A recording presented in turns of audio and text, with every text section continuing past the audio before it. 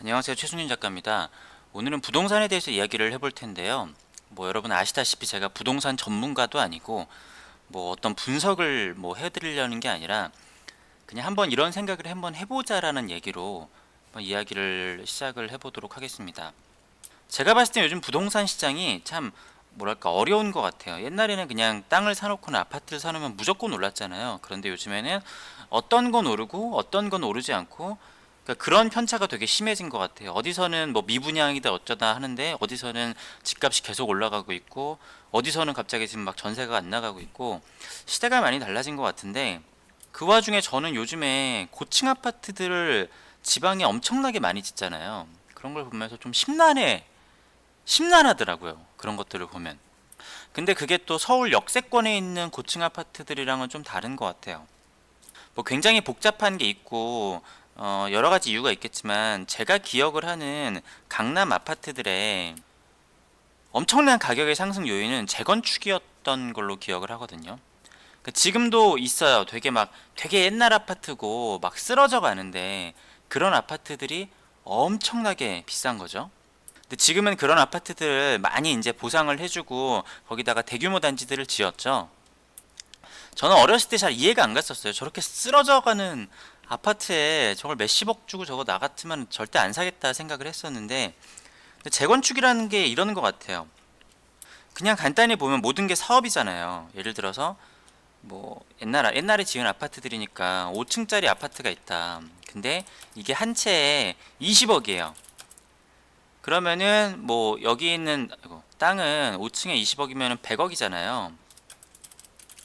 100억이면은 100억을 그 땅을 주고 사서 100억보다 이득이 나야겠죠? 그러면은 이것저것 토지 보상으로만 100억을 주고 그다음에 200억의 이윤을 남긴다 하면은 아마 적어도 20억에서 좀 올라간다고 하더라도 여러 가지 이윤을 하려면 300억이라고 한번 해보죠. 300억의 매출이라고 할까요? 매출을 남기려면은 이 정도가 돼야겠죠. 그러니까 재건축을 해서 새 아파트를 지었을 테니까 기존에 그냥 한 채에 20억은 아닐 거고 그냥 대충 해서 한 30억이 됐다 하면은 300억의 매출을 만들려면은 10층짜리로 만들어야 돼요. 그러니까 재건축의 기본은 기존 아파트보다 높게 만들어야 돼요. 높게. 그래야지 수익이 나죠. 그러니까 옛날에 강남 아파트들 보면은 다 낮잖아요. 그렇게 높지 않잖아요. 진짜 높아봐야 10층 초반대인 거고 아니면은 더 낮은 데들도 많고. 근데 이것을 생각을 해보면은 만약에 30층짜리 아파트가 있어요. 근데 이 30층짜리 아파트가 하나에 똑같이 만약에 20억이라고 해보죠. 그러면은 얘가 600억이잖아요. 그러면 얘에서 적어도 2배의 매출을 내려면은 위에도 그냥 3배로 했으니까 여기도 3배로 해서 3배의 매출을 내려면은, 그러니까 여기도 20억짜리 아파트가 30억이 됐다라는 가정하에 60층을 내야 될 거예요. 근데 아마 30층을 허물고 60층을 내는 경우는 잘 없을 거예요. 그냥 이거는 제가 이야기를 하는 산술적인 것이고. 그러니까 아파트를 소유를 하고, 사실은 아파트라는 게 시간이 지날수록 낡아지잖아요. 그럼에도 그러니까 옛날에 강남에 다 쓰러져 가던 아파트들도 값이 떨어지지 않고, 그러니까 분명히 저게 시간이 지나면은 새 아파트보다 저게 낡아지는데도 가격이 계속 올라간다는 얘기인 거죠. 그것은 바로 재건축에 대한 기대감 때문이었다라고 생각을 해요. 근데 제가 요즘에 고층 아파트들을 보면서 심란한 이유가, 특히 제가 아까 서울 역세권이 아니라 지방을 봤을 때 심란하다고 했잖아요. 요즘에 아파트 트렌드들이 20층은 기본이고 진짜 한 40층 막 이런 식으로 아파트들을 많이 짓더라고요. 근데 사실 제가 생각했을 때 10층 초반 15층 이상만 되더라도 재건축이 가능할까에 대한 의문이 있어요. 자, 일단 생각해 보면은 5층짜리를 무너뜨리는 것보다 20층, 40층짜리를 무너뜨리는 게, 그러니까 땅값을 제외하고더라도 그런 해체 비용이 훨씬 많이 들겠죠? 비용 문제도 그렇고 보상 문제도 그렇고. 그리고 보상이라는 것도 내가 5층짜리 아파트면은 5명을 만나서 그걸 이야기를 하면 되지만 40층 아파트면은 40명을 만나서 이야기를 해야 될 거잖아요. 아무튼 여러 가지의 이유로 아파트가 아마 높을수록 그것이 재건축이 되기는 아마 힘들 것 같아요. 근데 이렇게 생각해 볼 수는 있죠. 우리가 초고층들이 많이 모여 있는 곳을 생각을 해보면은 뉴욕 아니면은 홍콩 같은 데가 있잖아요. 이런 데 보면은 초고층 빌딩이 엄청나게 많음에도 그것들의 가격들이 계속 올라가요. 계속. 근데 이것이 제가 아까도 얘기했지만 초역세권, 그러니까 뉴욕만 하더라도 자 그 어디죠? 브루클린이라고 하나? 근데 그 아주 뉴욕 중심가 있잖아요. 거기에만 초고층 빌딩들이 많지.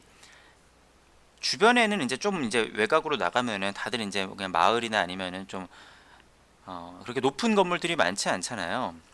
그러니까 거기에서 살고 싶은 수요가 엄청나게 모여 있고 그 안에서 이제 벌어지는 뭐 금융하는 사람들이나 여러 가지들이 많기 때문에 거기 있는 가격들은 계속 올라가겠지만 사실 역세권도 없고 뭐 학교도 없고 병원도 없고 아무것도 없는 데다가 20층, 40층을 지었어요. 그런데 사실 여기에서 이렇게 높은 데가 이렇게 높더라도 가치가 계속 올라가려면은 이런 초역세권이어야 될 텐데 아마 이런 아파트들은 재건축이 불가능한 아파트일 거예요.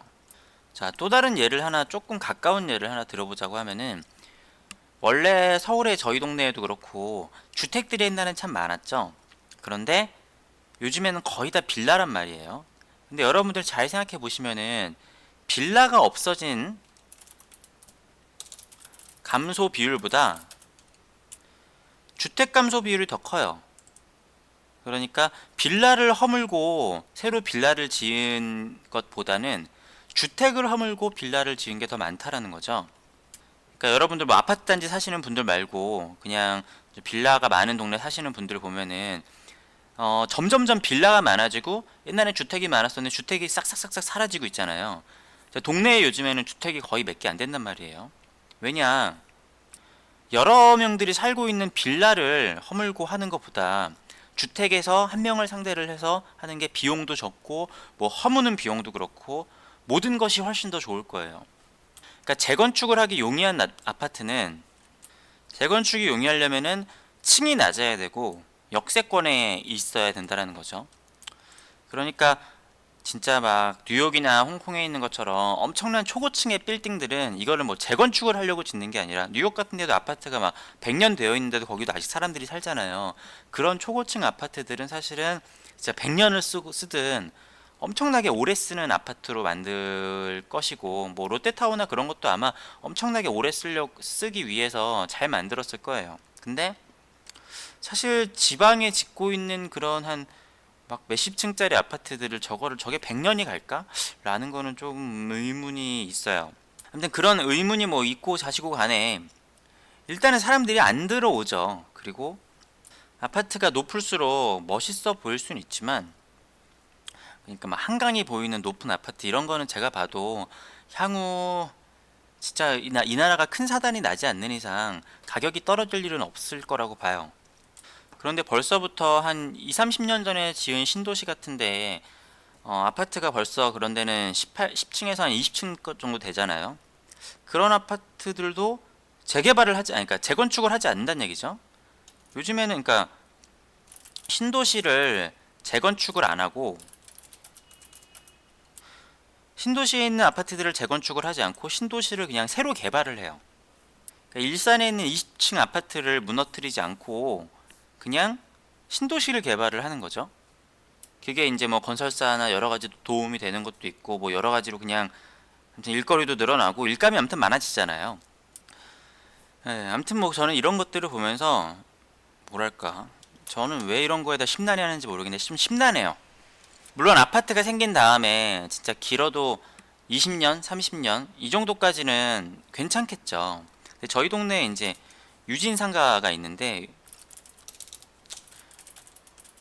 유진상가 아세요? 저희 홍제역 근처에 있는 유진상가에 가보면은 거기가 옛날에는 최첨단 주상복합 아파트였어요. 제가 알기로 한 40년 전쯤에 지어진 걸로 알고 있었는데 지금 가면은 약간 거기도 약간 좀 심란할 정도로 이제 낡은 아파트죠.